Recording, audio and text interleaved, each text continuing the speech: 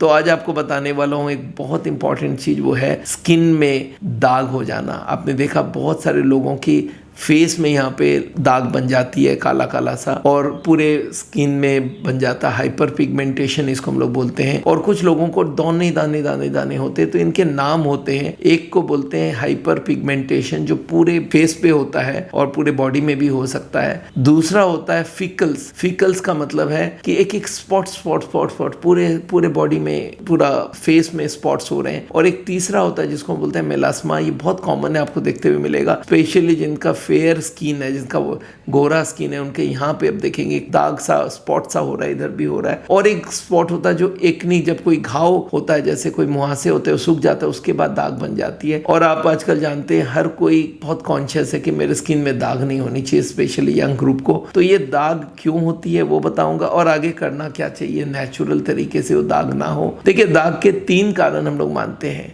एक कारण है सन डैमेज। सन से जब आप ज़्यादा सन में एक्सपोज करते हो तो सन रेज में कुछ अल्ट्रावायलेट रेज होते हैं, वो आपका स्किन को डैमेज करता है और उससे ये हाइपर पिगमेंटेशन होती है। दूसरा होता है जब कोई घाव, मुहासे हो, कोई इन्फेक्टेड बॉयल हो, वो जो हील करता है उससे भी इस तरह के पिगमेंटेशन होता है। और कुछ खाने में कमी की वजह से भी हो सकता है। क्या क्या कमी? जैसे फोलिक एसिड की कमी हो, विटामिन B12 की कमी हो, विटामिन A की कमी हो, ट्रिप्टोफैन करके एक अमीनो एसिड है उसकी कमी हो। तो कुछ खाने में कमी की वजह से होता है, कुछ सन डैमेज की वजह से होता है, कुछ इन्फेक्शन की वजह से होता है, और कुछ हमारे बीमारी की वजह से भी हो सकती है। तो ये सब है। करना क्या चाहिए? आदमी बोलता है सर ये है मेरे को, अब करना क्या है नेचुरल तरीके से? देखिए, फेस क्रीम तो आजकल बहुत बाजार में, पर क्या क्या नेचुरल तरीके से हो सकता है वो मैं आपको एक एक करके बताना चाहता हूँ।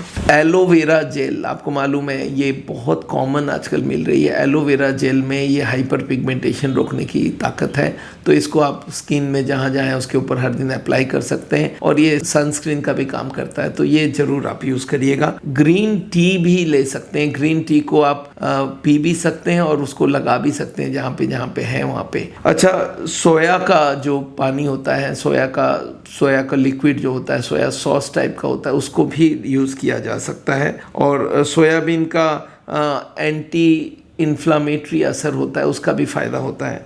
अच्छा, जो चावल की जो पानी होती है जिसको माड़ बोला जाता है, उसको भी यूज़ कर सकते हैं। उसकी भी बहुत सारी क्रीम में यूज़ होने लग गई है आजकल। हल्दी से भी बहुत फ़ायदा होता है। हल्दी बेस्ड बहुत सारे आजकल सनस्क्रीन क्रीम मिलता है, तो आप हल्दी को दूध में या दही में लेके उसको लगा सकते हैं, उससे भी काफ़ी हाइपर पिगमेंटेशन में इम्प्रूव होती है। अनार के जो दाने होते हैं उसको पीस के भी लगा सकते हैं, उससे भी फ़ायदा होता है। और जो अंगूर के दाने होते हैं उनको भी आप पीस के, उसका भी तेल बनता है और उसको भी लगा सकते हैं। रेड ऑनियन, आपने देखा छोटे छोटे लाल कलर की प्याज मिलता है, उसको भी पीस के उसको भी लगा सकते हैं, उससे भी फायदा होता है। और चाय की जो पत्ती होती है उसका खाली पानी जो है, वो लिकर जो होता है, उसको भी लगा के भी इस तरह के स्किन पिगमेंटेशन से इंप्रूवमेंट हो सकता है। एक और है कि दूध से भी काफी फायदा होता है। आप देखेंगे जितने भी क्रीम होते हैं उसमें दूध का, केसर का भी असर होता है। और एक जो लिकोरिस करके एक लिक्विड होती है उसको भी लगाया जा सकता है। लिकोरिस का एक्सट्रैक्ट होता है,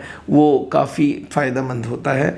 और टोमेटो का पेस्ट भी लगाया जा सकता है। तो ये सब आप देखेंगे बहुत सारे पील मिलने लग गई आजकल, जो इस तरह की चीज़ों को एक पेपर पे लगा के आपके फेस पे लगा देते हैं, उससे पीलिंग हो जाती है स्किन का, और उससे जो काला काला दाग है वो भी काफ़ी कम हो सकती है। या फिर आप हमारा प्रोडक्ट स्पिडो फेस क्रीम भी इस्तेमाल कर सकते हैं। हमारे प्रोडक्ट में किसी भी प्रकार के रसायन का प्रयोग नहीं किया जाता है या आयुर्वेदिक तरीके से बना है।